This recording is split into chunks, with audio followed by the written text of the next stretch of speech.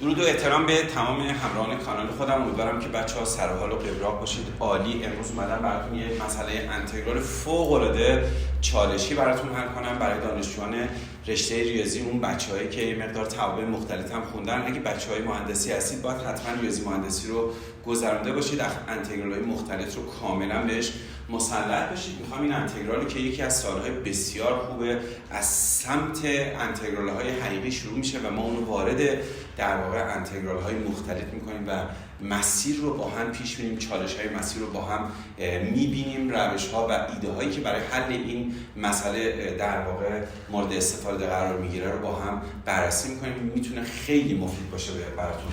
خوب دقت کنید بچه‌ها، انتگرالی که به من داده انتگرال از 0 تا پی دوم آرک تانژانت 2 کوسینوس 2 x مخرج کوسینوس 2 x دی x. اولین چیزی که به ذهن من، به ذهن یک دانشجوی در واقع خوب میرسه، کسی که مسلط روی روش‌های انتگرالی، اینه که من اول بیام با یک تغییر متغیر سعی کنم این مسیر، این انتگرال رو ساده تر کنم.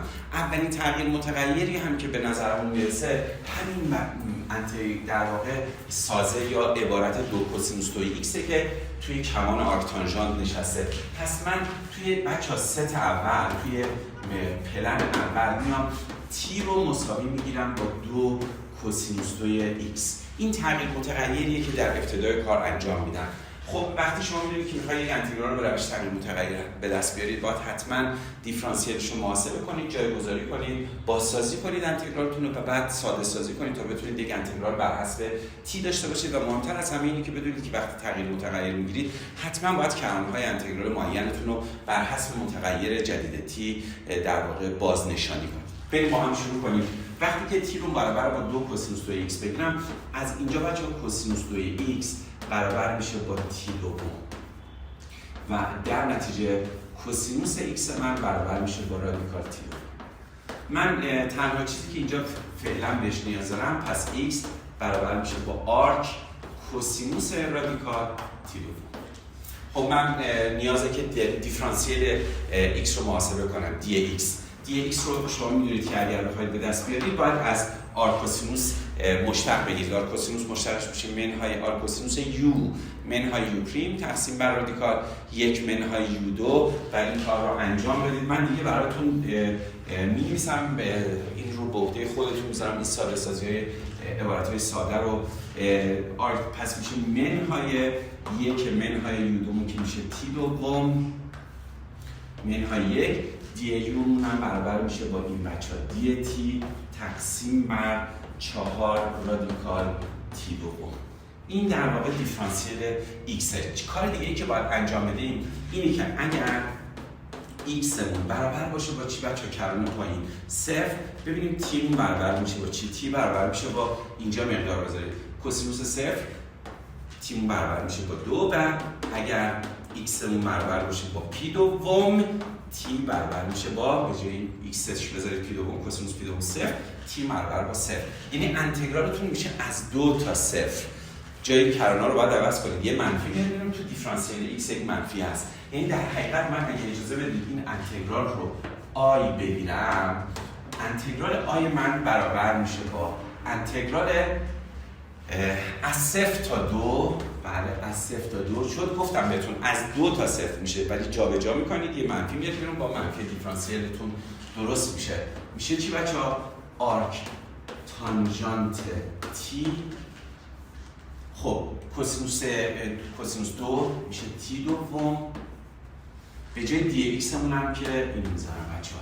منهاشو که استفاده کردن، دی تی تقسیم بر رادیکال تی دوم ضرب در رادیکال 1 منهای تی دوم. اوکی.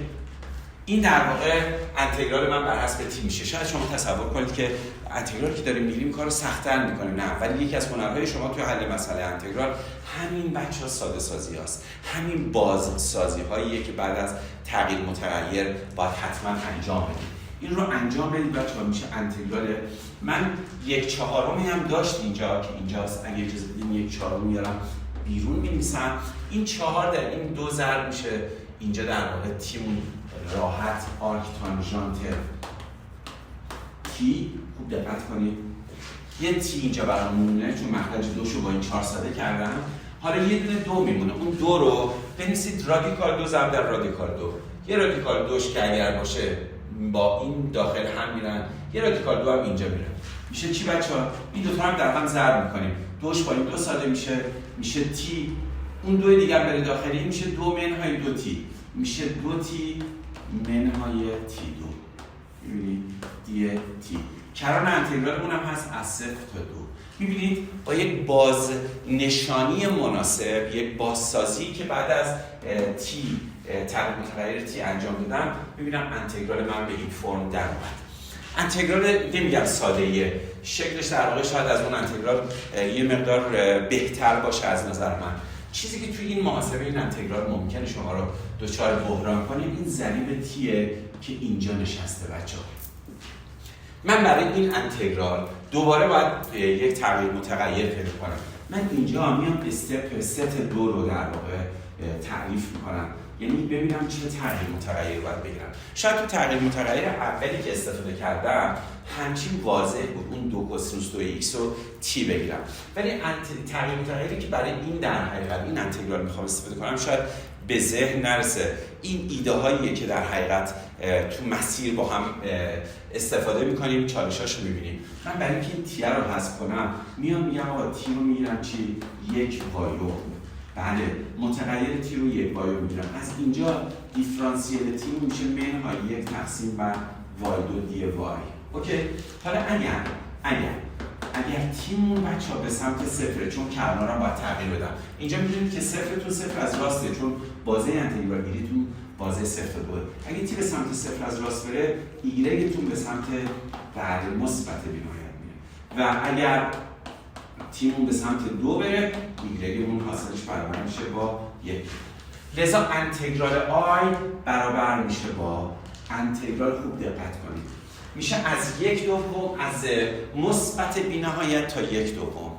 بعد باید جاشو عوض کنید. جاشو عوض کنید یه منفی میاد. تو دیفرانسیلیتیتون هم باز یک منفی هست. این دو تا منفی همدیگه رو کنسان می‌کنن، یعنی کارمون در واقع ساده‌تر میشه. 1/2 تا مثبت بی‌نهایت.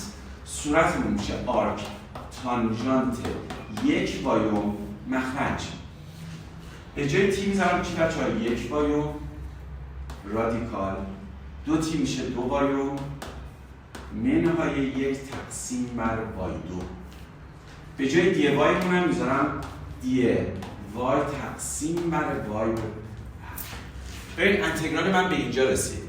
خوبی این انتگرال اینه که تو مسیر دوم، تو ست 2 هم باید اون بازنشانی هنرمندانه رو داشته باشید. یعنی باید بتونید شیک اینو رو ساده کنید، وگرنه حتما دچار بحران میشید. این ساده سازی ها به ما کمک میکنه. خوب دقت کنید، من میگم آی انتگرال من برابر خواهد بود با انتگرال از 1/2 تا مثبت میاد. این وای 2 در این ضرب میشه یه دونه از این 1 وایوم، ببین یه دونه از این وای این 1 وایوم از بین میبره. اوکی؟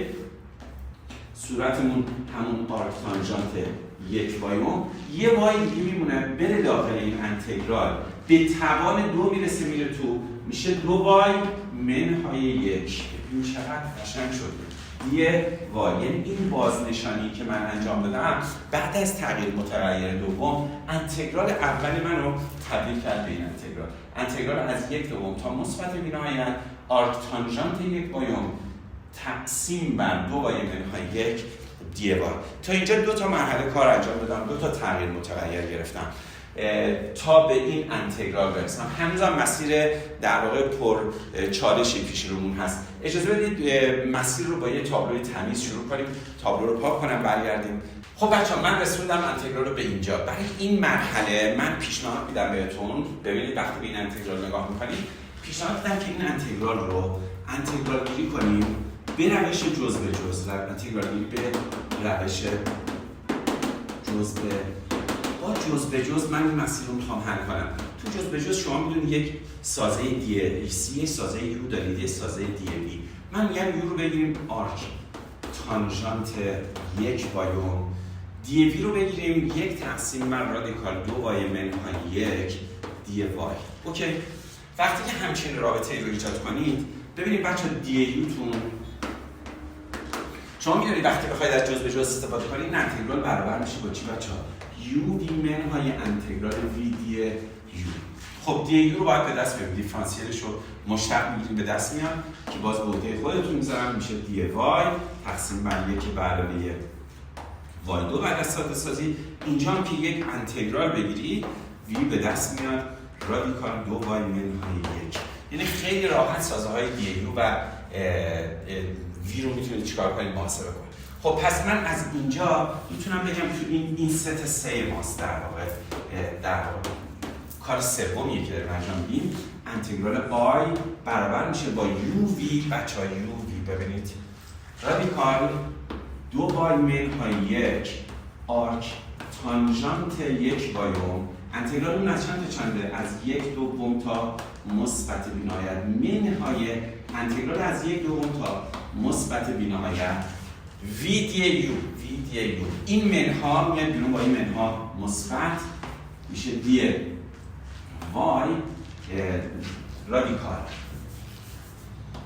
2 وای منهای 1 تقسیم بر 1 به علاوه وای 2 دی وای.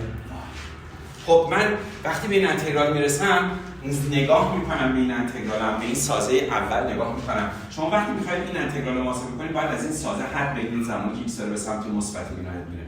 وقتی ایکس به سمت مثبت یا وای منظورمه، وقتی وای به سمت مثبت بی‌نهایت میره 1 وای میشه چی بچه‌ها؟ میشه 1 تقسیم بر بی‌نهایت 0. کمانی که تانژانتش 0 منهای 1/2 بذارید. 1/2 این عبارت رو 0 میکنه، یعنی لذا کل این سازه برابر با 0 میشه و بنابراین انتگرال آی من برابر شد با انتگرال از 1/2 تا مثبت بی‌نهایت 2 وای منهای 1 زیر رادیکال تقسیم بر وای 2 به علاوه 1 دی وای. یعنی این انتگرال رو به اینجا رسوندمش. انتگرالی که شما در واقع به اون فرم دارید میبینیدش. ما با 3 مرحله 2 تا تغییر متغیر و یه استفاده از انتگرال گیری به روش جز به جز رسوندمش به انتگرال از 1/2 تا مثبت بی‌نهایت 2 وای منهای 1 تقسیم بر وای 2 به علاوه دی وای. این تا اینجا در واقع ما مسیری که اومدیم مسیر انتگرال‌های حقیقیه. از اینجا به بعد یک جهش خیلی در واقع حالا من اصطلاحاً پیچیده میگم، پیچیده رو براتون استفاده میکنم که بخوایم در حقیقت انتگرال رو به یک شکلی به توابع مختلط به بست بدیم، یعنی وصلش کنیم. چطوری میتونیم در حقیقت این انتگرال رو ببریم تو در واقع توابع مختلط و این مسیر رو ادامه بدیم. باز اجازه بدید که تابلو رو پاک کنم و با یک تابلوی تمیز مسیر رو با هم ادامه بدیم. خب بچه‌ها به این انتگرال دقت کنید. گفته انتگرال از 1/2 تا مثبت بی‌نهایت رادیکال 2 وای منهای 1 تقسیم بر. اگر من بخوام در حقیقت ببینید محور اعداد حقیقی رو ببینید. این محور اعداد حقیقی این نقطه 1/2 هست. شما در حقیقت وقتی میگه از 1/2 تا مثبت بی‌نهایت جزء دامنه تعریف اینه، یعنی زیر رادیکالتون مثبت، یعنی این قسمت ریل در حقیقت اگر بخواید باش به عنوان یک تابع مختلط برخورد کنید این قسمت حقیقیه در حقیقت این انتگراله و این قسمت پشت چون پشت 1/2 مقادیر زیر رادیکالتون منفی میشه و لذا موهومی میشه. این قسمت ایمیجنری یک انتگرال هست، یعنی همون قسمت موهومی که من با ایمیج نشونش میدم. لذا میتونید این انتگرال رو خیلی هنرمندانه لطفاً به چیزی که میگم گوش کنید بنویسید. انتگرال از منهای بی‌نهایت تا مثبت بی‌نهایت رادیکال 2 وای منهای 1 تقسیم بر وای 2 به علاوه 1 دی وای و بعد از اینکه انتگرال رو محاسبه کردید بیاید قسمت ریلش رو انتخاب کنید. یعنی ریل این انتگرال رو من میخوام. ببینید با توجه به محور اعداد حقیقی شما میدونید که 1/2 به بعد قسمت مثبت یا قسمت ریل این انتگراله. پشت 1/2 زیر رادیکالتون رو منفی میکنه میره تو قسمت ایمیجنری انتگرال، یعنی قسمت موهومی. لذا میتونم این انتگرال رو به این فرم برسونم. ریل از منفی بینا که در حقیقت انتگرالمو دارم بست میدم رو کل اعداد حقیقی. شاید الان ما با یک انتگرال ناصره طرفی، ولی بحث رو یک انتگرال ناصره از منهای بی‌نهایت تا مثبت بی‌نهایت به مراتب راحت تر از انتگرال 1/2 تا مثبت بی‌نهایت حالا تو مسیر پیش میره. پس اینجا یک ایده استفاده کردم که در حقیقت این رو به یک انتگرال موهومی تبدیلش کردم. از اینجا بعد میخوام استفاده کنم از ادغام کانتور، از قضیه ادغام کانتور. ببینید کانتور رو من میگه که شما میتونید کانتور میره تو فضای دو بعدی، یعنی در واقع این محور حقیقی مونه، این هم قسمت این یه دوم کوچکتر بنویسم. اینم قسمت موهومی. اینجا اگر آر باشه اینجا منهای آر، ما در حقیقت اینجا در حقیقت آی آر، ما در حقیقت صفحه کانتور یا ادغام کانتورمون به این فرم هست. ببینید یعنی در حقیقت رو این مسیر داریم، میخوام در حقیقت انتگرال گیری کنم اینجا این تو این مسیر و این مسیر رو من اسمشو میذارم اومگا. صفحه کانتور در حقیقت فقط یه چیزی ممکنه ذهن شما رو درگیر کنه که من اگر ببینید وقتی که روی صفحه کانتور میخوام انتگرال گیری کنم تو این شرایط، آر رو اگر با حد میل بدم به سمت بی‌نهایت به اون حدم میرسم، ولی یه قسمت اضافه داره، این قسمتی که رو نیم صفحه من تمرکزم هم در ضمن گذاشتم رو نیم صفحه بالایی این در واقع صفحه کانتور. خب اگر به این فرم بشه در حقیقت شما میتونید اگر اجازه بدید من دیگه تابع رو به صورت مختلف بنویسم. ریل خوب دقت کنید. حالا انتگرال رو محیط اومگا به صفحه کانتور 2z منهای 1 تقسیم بر z2 برابر 1 دی z منهای تو باید این هوشمندی رو داشته باشید که این قسمت اضافی این رو باید برداریم. ما در واقع می‌خوایم انتگرال بگیریم از منهای آر تا آر، بعد حد بگیریم آر رو به سمت بی‌نهایت بدیم. فقط این نیم قسمت بالاییش اضافه است. میتونید این قسمت بالایی در واقع منحنیش هست چیز z مساوی با آر ای به توان آی تتا. چون نیم صفحه بالایی تمرکزمون رو نیم صفحه بالایی گذاشتیم، میدونیم تتامون بین 0 تا چیه پی هست. پس لذا منهای انتگرال از 0 تا پی به جای z میذاریم چی بچه‌ها؟ آر ای به توان آی تتا. دو هم داریم 2 آر ای به توان آی تتا منهای 1 زیر رادیکال تقسیم بر آر 2 ای به توان 2 آی تتا به علاوه 1 دی زدمون. دی زد اینجا میتونیم دی زد رو داشته باشید. دی زد میشه آی آر ای به توان آی تتا دی که اگه اجازه بدید من آی آر رو چون مستقل از اینه میارم، چون این میشه ای به توان آی تتا دی تتا. اینجا آی آر رو میتونم بیارم بیرون این انتگرال و بعد بیام از اینجا حد بگیرم از این انتگرال آر رو میل بدم به سمت مثبت. چقدر شیک میشه واقعا این انتگرال.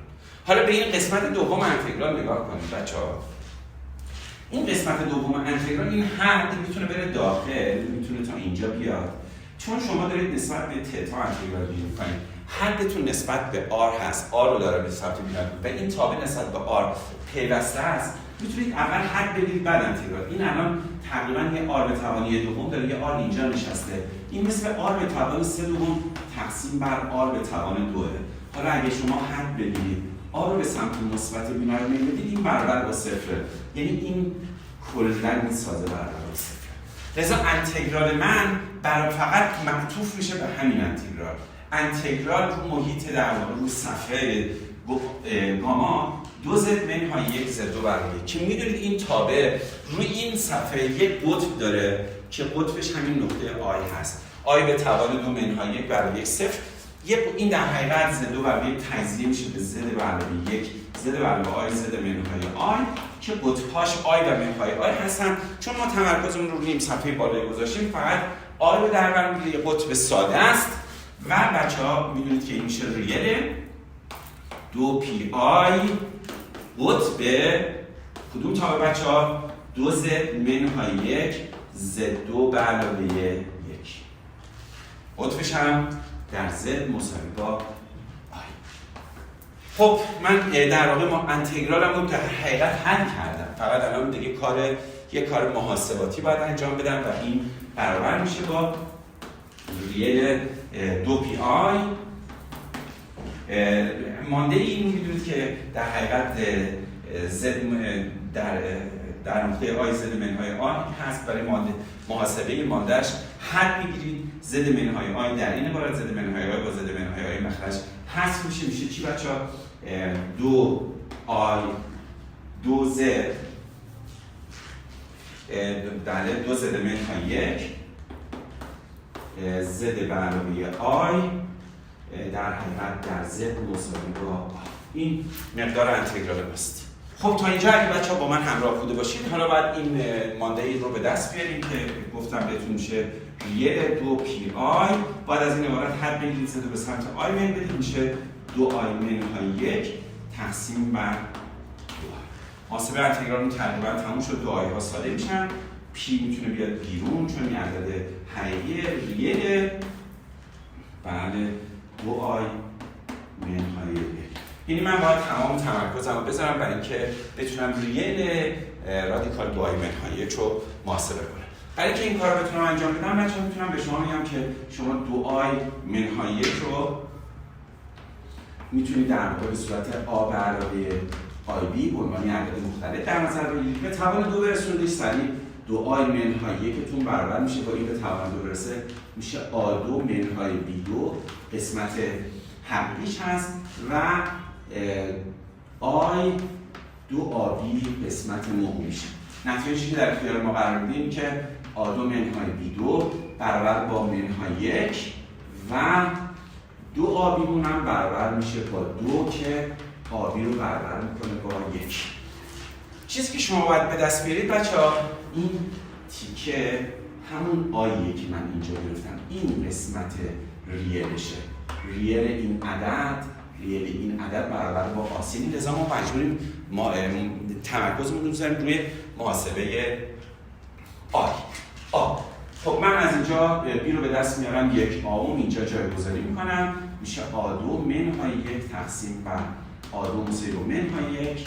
خوب دقت کنید بچه، این به اون میده 1 تقسیم بر آ2 مساوی با بله 1 به علاوه آ2 که اگه طرفین در 1 تقسیم بر آ2 ضرب کنیم 1 تقسیم بر آ2 به توان 2 منهای 1 تقسیم بر آ2 منهای 1 مساوی با 0. بعد این یک معادله درجه 2 x2 منهای x منهای مساوی با 0 که جوابهای معادله نسبت طلایی هستند. اگه دقت کرده باشید می‌بینید که این x مون یا که اینجا گرفتم 1 تقسیم بر آ2 همون چیه بچه‌ها؟ فی نسبت طلایی که نسبت طلایی همون 1 علاوه منهای رادیکال 5 تقسیم بر 2 است که ما با فی نشونش میدیم. لذا اسم پس 1 تقسیم بر آ2 ما فیه. پس اینجا نتیجه میگیریم که آمون هست 1 تقسیم بر رادیکال فی. جواب ما جواب انتگرالمون میشه پی، ریلش میشه تقسیم بر رادیکال فی و انتگرالمون رو بسیار بسیار زیبا از نظر من تونستیم به انتها ببریم. به نظر من اینجا در حقیقت مسئله تمومه. نیاز داره بچه‌ها شما این تیپ انتگرال ها رو دیده باشید. چالش هایی که تو مسیر با هم پیش رفتیم و من براتون توضیح دادم که چطوری میتونید یک انتگرال حقیقی رو به یک انتگرال موهومی تبدیل کنید، چطوری میتونید در واقع از قضیه ادغام کانتور استفاده کنید و انواع و اقسام ایده هایی که برای حلش استفاده کردم. امیدوارم که از این مسئله زیبا لذت برده باشید. اگه واقعا لذت بردید سعی کنید که بچه‌ها لایک کنید، سابسکرایب هم کنید و کامنت بذارید تا بتونه در مقابل دیدگان بیشتری از دانشجویان کشورمون قرار بگیره و باعث افزایش سطح علمی ریاضی دانشجویان بشه. تا سال بعدی که براتون آماده میکنم بچه‌ها شما رو به خدای بزرگ میسپارم. شاد باشید و خدا نگهدار.